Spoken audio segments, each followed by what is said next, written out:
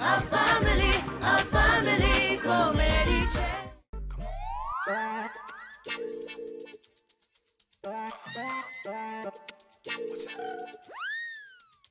Now it's your turn.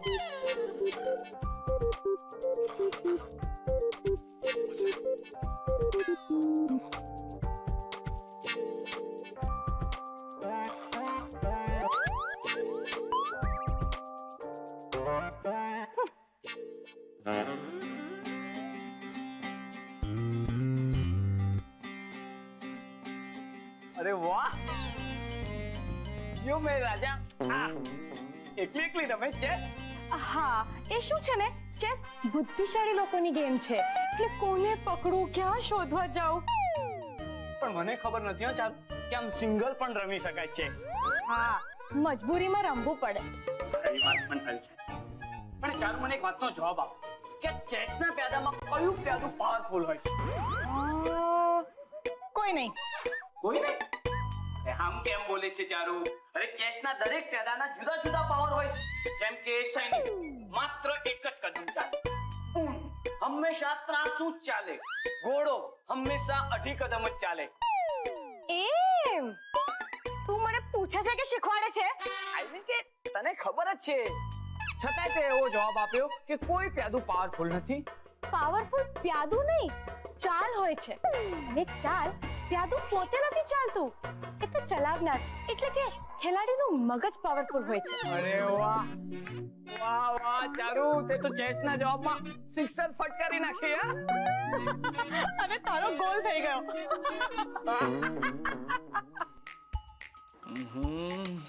હવે ચારુને સેક્રેટરીના કામ માટે કેમ સમજાવવી? પણ ચારુ, એક વાત છે, આ ચેસના પ્યાદાઓમાં વજીર પાસે વધારે સત્તા હોય છે. હા, મેક્સિમમ. પણ કેમ? એટલે કે રિયલ લાઈફમાં પણ વજીર પાસે મેક્સિમમ સત્તા હોય છે. અચ્છા. હા તો એટલે કે જો રાજા નિર્ણય લે, પણ એ નિર્ણયને કેવી રીતે પાર પાડવો, આઈ મીન કે એ નિર્ણયનું મેન્ટેનન્સ તો સેક્રેટરીને, એટલે કે સત્તા તો વજીર પાસે જ હોય છે ને. તો કલ્પના કર કે તું સેક્રેટરી હોય તો. હું સેક્રેટરી ક્યાંની? આમ તો તું અત્યારે દેશની રૂલિંગ પાર્ટીની સેક્રેટરી બની શકે છે. અને હા, તું જો ને પેલા મારા પેન્ડુલમથી પણ ખબર પડી કે તારું આવું એક સપનું હતું બનવાનું. હા, એટલે તું ઈચ્છે ને તો આપણી સોસાયટીની સેક્રેટરી બનીને શરૂઆત કરી શકે છે. આ જોક છે, હવે હસું? એ ના ના, આ જોક નથી. જો પાર્થ, મારી પાસે કોઈ કામ નહીં હોય ને તો પણ હું એકલી પ્યાદા વગર પણ ચેસ રમી શકું છું. પણ સોસાયટીની સેક્રેટરી બનવાનો તો સવાલ જ નથી ઉઠતો. ચારુ, તું જરા વિચાર કર કે ચેસ બોર્ડ ઉપર તું વજીરને ચલાવે એના કરતા તું પોતે જ વજીર હોય તો. પાર્થ, ચેસના બોર્ડ પર વજીરને ચાલવામાં કોઈ ખોટ નથી થતી. હા, એ શું છે ને, એને પગારની જરૂર નથી પડતી. ઓહ, તો એમ વાત છે. જી હા. વેલ, તો એમ સમજ કે તું સેક્રેટરીની જવાબદારી સંભાળે ને તો હું તને માત્ર 40,000 રૂપિયાની ગિફ્ટ આપી શકું છું. શું વાત કરે છે? કઈ દે કે આ જોક નથી. ના ના, હું સિરિયસ છું.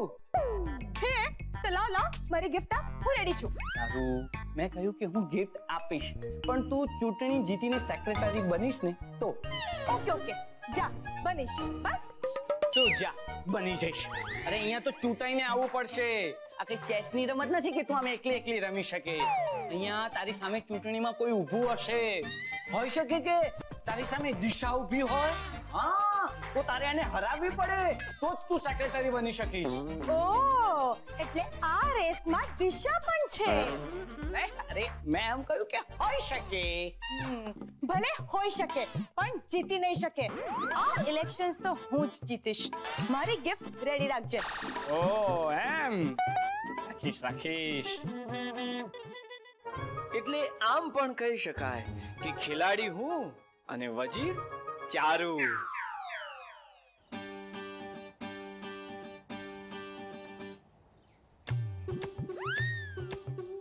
સંદીપ, મારે કોઈ પણ કિંમતે આ જંગ જીતવી જ છે. અરે બેની, આમ અચાનક સેક્રેટરી બનવાનું ભૂત તારા માથે ચડ્યું છે શું કામ? ઓહો, સેક્રેટરી બનીને શું મને એકલીને ફાયદો થવાનો છે? એ જ તો કહું છું, આમ અચાનક હૃદય પરિવર્તન શા માટે? જો સંદીપ, આ જિંદગી છે ને 4 દિવસની જ છે. તો આપણે થોડા વધારે વર્ષ જીવી લીધો નહીં? સાંભળ, જિંદગી વીતી ગયેલા વર્ષ ઉપરાંત 4 દિવસની છે. ઓહ, અને એ 4 દિવસ આપણને સેવા કરવાના મળે છે, તો એનાથી સારું બીજું શું હોઈ શકે? પણ બેની, આ 4 દિવસ થોડા ઓછા નથી? એટલે આમ થોડા વધી ના શકે? કેમ? 4 માંથી 2 દિવસ તો ચૂંટણી કઈ રીતે જીતવી એના પ્લાનિંગમાં જશે, ત્રીજો દિવસે પ્લાનિંગ પ્રમાણે એક્શન કરવામાં, ચોથા દિવસે ચૂંટણી હશે. પછી તો સેવા કરીશ કઈ રીતે? હે, હું અહીંયા તારી મદદ માંગુ છું અને તને મસ્કરી સૂજે છે? સોરી બેની. આજે લોકો પાસે ખાવા માટે અન્ન નથી, રહેવા માટે ઘર નથી, કમાવા માટે નોકરી નથી, મેકઅપ કરવા માટે પૂરતું મટીરીયલ નથી, એપ્લિકેશન ડાઉનલોડ થઈ શકે એટલી પણ ફોનમાં મેમરી નથી. અરે આ બધા દુઃખ તો મને આમ અમસ્તા જ યાદ આવી ગયા. એ સિવાય પણ કેટલા દુઃખ છે. હું એ બધા દુઃખ દૂર કરવા માંગુ છું અને તું મારી મસ્કરી કરે છે. સોરી કીધું ને બેની. હા બસ, આમ સોરી બોલી દેવાનું, તો પછી દેશ ક્યાંથી ઉપર આવે? મારી બેની, હું તારા પગે પડું છું, આવા મોટા મોટા શબ્દોથી મારા પર પ્રહાર ના કર. આ તો એવું થયું કે મેં ભૂલ કરી રૂપિયાની અને તું મને સજા આપે 100 રૂપિયા. તને મારી નિયત પર શંકા છે? હું તો ફક્ત આ દેશની સેવા કરવા માંગુ છું. બેની, શું તું એમ માને છે કે મારી સોસાયટી મારો દેશ? ના તો એટલે તું સેક્રેટરી સોસાયટીની બનવાની છે અને ચિંતા દેશ આખાની કરે છે. જાગો નાગરિક જાગો, આવી એક અને અનેક સોસાયટીથી જ દેશ બન્યો છે. ઓહ, મારી સફર બહુ લાંબી છે. આજે એક સોસાયટી, પછી બીજી ને પછી ત્રીજી. વાહ બેની વાહ, તું તો બિઝનેસ કરવાની હોય એવી વાતો કરે છે. ના, બિઝનેસ નહીં, સેવા, માત્ર સેવા. ધન્ય હો બેની, તને ધન્ય હો. આજે મને લાગે છે કે તું એક આદર્શ નાગરિક છે અને ગર્વ લેવો પડે ને એવી તું મારી બહેન છે. Thank you Sandeep. ચલો સારું ત્યારે. ઓ હેલો, શું સારું ત્યારે? હા, મેં તને અહીંયા મારા વખાણ કરવા માટે બોલાવ્યો છે. હા, પણ વખાણ તો મેં મારા મનથી કર્યા, એની માટે મને કઈ પૈસા નથી જોઈતા. ઓ એક્સ્ટ્રા સ્માર્ટ, જે કામ કરવા માટે આવ્યો છે ને પહેલા એ પૂરું કર. હજી શું કામ બાકી છે? હજી? અત્યાર સુધી તે કયું કામ કરી નાખ્યું? હા લે, તારા વિચારો જાણ્યા ને ઇડિયટ, મારે તારા વિચાર જાણવા છે. મારા વિચાર? પણ મારા વિચાર શા માટે? મારે ક્યાં દેશની સેવા કરવી છે? તો મારી તો સેવા કર. તારું માથું દબાવવાનું છે? ના, મારું માથું નહીં, તું છે ને તારું માથું દબાવ અને એમાંથી કોઈ એમ આઈડિયા કર. મારા ચૂંટણી જીતવી છે. ઓહ, તો એમ વાત છે. હા હા, ઝડપથી વિચાર. તું આવ્યો ત્યારે પણ મેં તને આજ કહેલું, ભૂલી ગયો? હા હા, વિચારું છું. હા, એવું કંઈક વિચાર કે હું આ ચૂંટણી જીતી જ જાઉં, કોઈ પણ રીતે હારું જ નહીં. જો બેની, મમ્મી અને પપ્પાના વોટ તો તને જ મળશે, એ કન્ફર્મ છે, બરાબર? બરાબર. તો હવે રહ્યા જીજુ અને જીજુના મમ્મી પપ્પા. મમ્મીજી અને પપ્પાજી. બેની, તું તારું બધું ધ્યાન છે ને હવે એ 3 પર આપ. બસ એ 3 ને મનાવી લે. તે એ લોકોના મન જીતી લીધા તો બસ તારી જીત નક્કી. સમજી? તો હવે તું તારા સાસુ સસરાને મનાવી લે. આ તારો આઈડિયા સારો છે. ચાલ ચારુ, હો જા શરૂ. યસ, અત્યારથી જ હું મમ્મીજી અને પપ્પાજીના દિલ જીતવાનો પ્રયત્ન કરીશ. All the best. Thank you Chakoda. Bye. Okay okay by.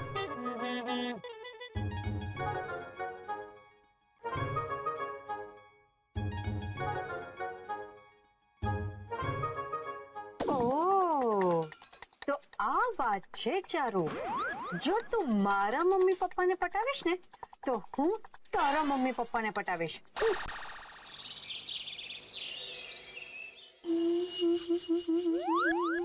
વાહ વાહ, શું સરસ મજાની સવાર પડી છે આજે તો. માણસ લાઈફમાં બીજું શું જોઈએ? રાતના પૂરતી ઊંઘ મળી જાય, સવારના પોરમાં સવાર પડે અને આ હોલમાં આ સોફા અને આ ટેબલ ગોઠવાયા હોય અને ચાની રાહ જોતા જોતા છાપું વાંચવા મળે. અહીંયા બધું જ બરાબર છે લાઈફમાં, ખાલી આ છાપું નથી. છાપાનું શું કર? ચાલો બેટા આ છાપું મને આપી દે. શું છે કે જ્યાં સુધી હું છે ને સવારે આમ છાપું નથી વાંચતો ને તો મને એવું થાય છે કે સવાર પડી જ નથી, હું ઉઠ્યો જ નથી અને રાત્રે ઊંઘ પૂરી થઈ જ નથી. પપ્પાજી, એટલે જ તો હું અહીંયા આવી છું. તમે બિલકુલ ટેન્શન નહીં લો. આજે હું તમને છાપું વાંચીને સંભળાવીશ. ઓકે?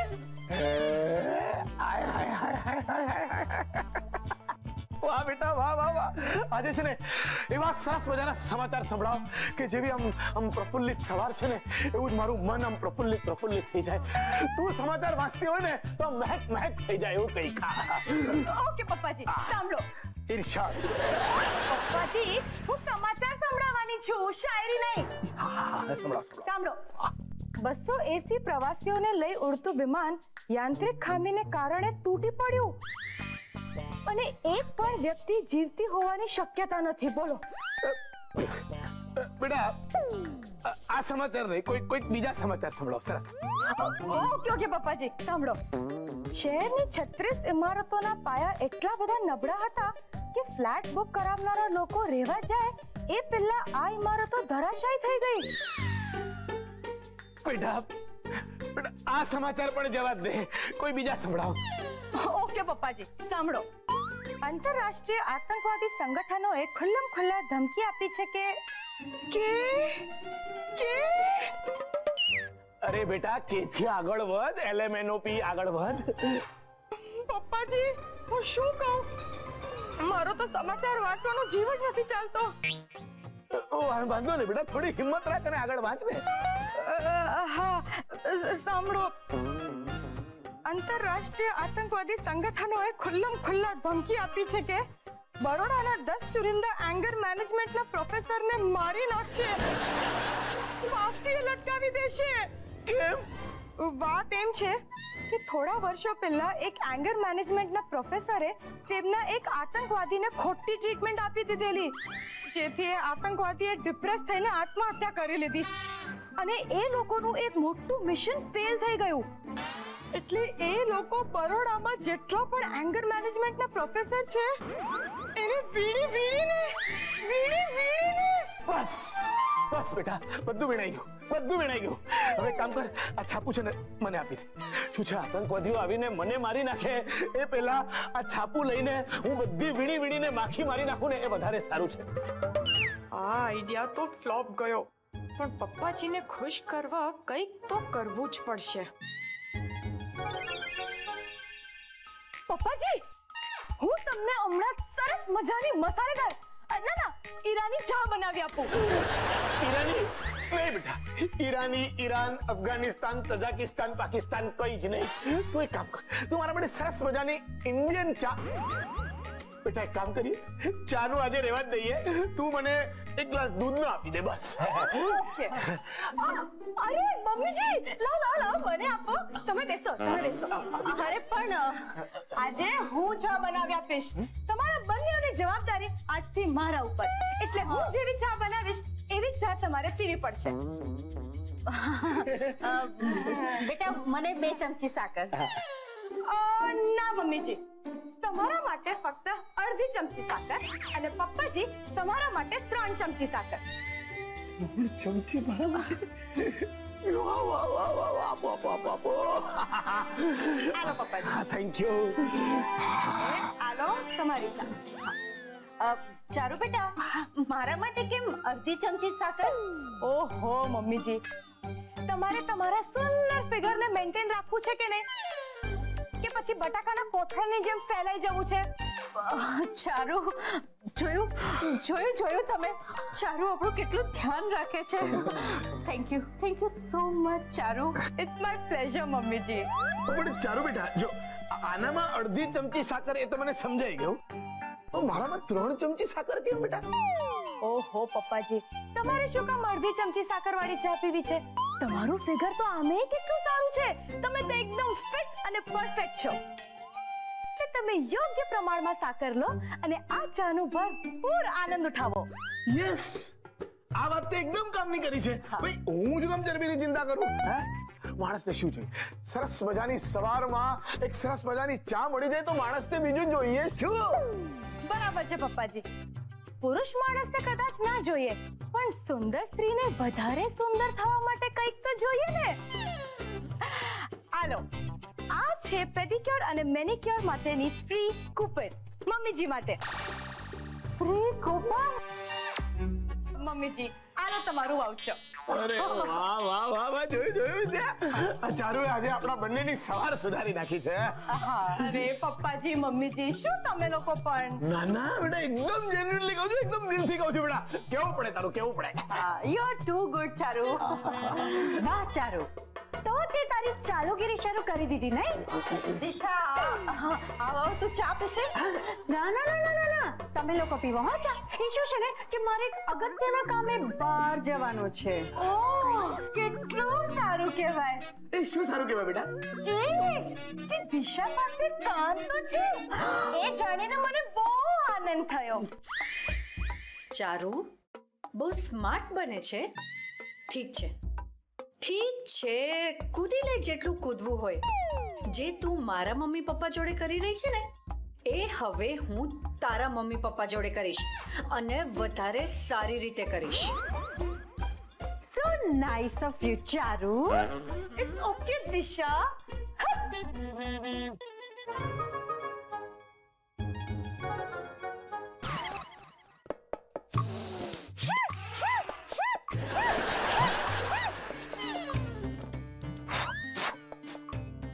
મારી સારી હવાર હવારમાં કઈક હનરે ચેડી લાગી છે.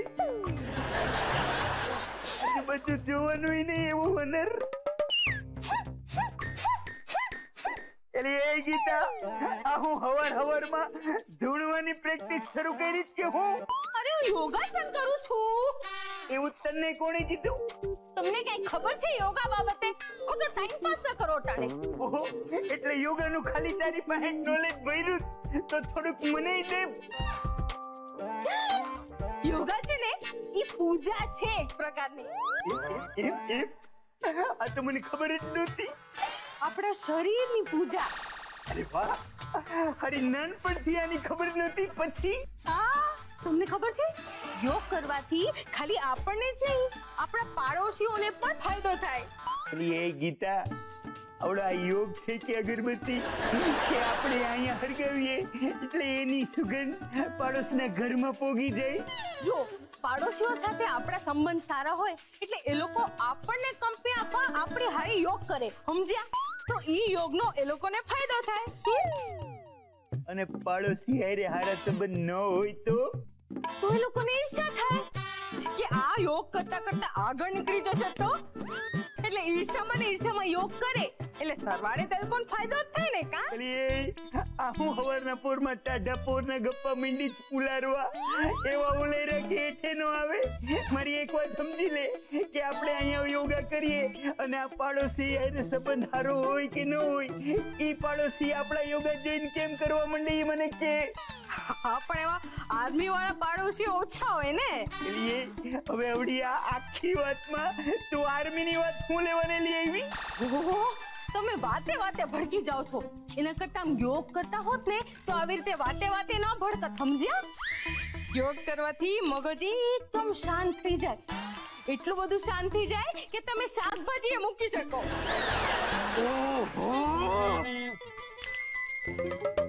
અરે કેમ આજુબાજુ જોવો છો? આ તારી અક્કલ મઠા જેવી વાત અહીંયા કોઈ સાંભળતું નથી ને ઈ ચેક કરતો તો. જે લોકો યોગની શક્તિથી અજાણો ને એવા જ લોકો આવી વિશ્વાસ વગરની વાતો કરે. હું છે ને, હું ગીતા તારી શક્તિથી એટલો બધો જાણકાર નથી ને એટલે. મને હવે એવું લાગે છે કે તમને માથું દુખવા આવ્યું છે. એક કામ કરો, અહીંયા એક પગે ઊભા રહેવાનું આસન કરો. એટલે એનાથી શું થાય? તેનાથી છે ને તમારા માથાનો દુખાવો ગાયબ થઈ જશે. આમ હા, ઈ ગાયબ નહીં, ઈ ભૂલાઈ જાય. કારણ કે હું છે આ એક ટાંટિયાનું આસન કરીએ ને એટલે ટાંટિયો જ મારો હરો એટલો બધો દુખવા માંડે કે ઓલો માથાનો દુખાવો ભૂલાઈ જાય. હા, એટલે ભૂલી જાવ એટલે ગાયબ જ થયો કહેવાય. અક્કલ મટી, આ ટાંટિયો મંડે દુખવા એનું હું? ઓહો, તમને છે ને યોગ વિશે સમજાવવા બહુ અઘરા છો. એના માટે છે ને મગજની જરૂર પડે. મને ખબર છે. અને ગીતા તારી હારે રહી રહીને છે ને મારું મગજ 75% કટાઈ ગયું છે. હવે 100% કટાઈને ઈ મોર મને અહીંથી ઉયો જવા દે. આહા, દિશા દિશા, અને કેટલું ટાઈમે જોયો એટલે આપણા ઘરમાં કેટલાય ટાઈમે જોઈ બે શું કહું અંકલ, ઘરમાં એટલું કામ હોય છે ને કે આમ ઓલવેઝ બિઝી યુ સી. સારું થયું આજે તું ટાઈમ કાઢીને અહીંયા આવી. પણ આંટી, હું તમને બંનેને એટલો મિસ કરતી હતી ને કે મને થયું કે બસ આજે તો આખો દિવસ અભ્યંકર અંકલને ત્યાં જ વિતાવીશ.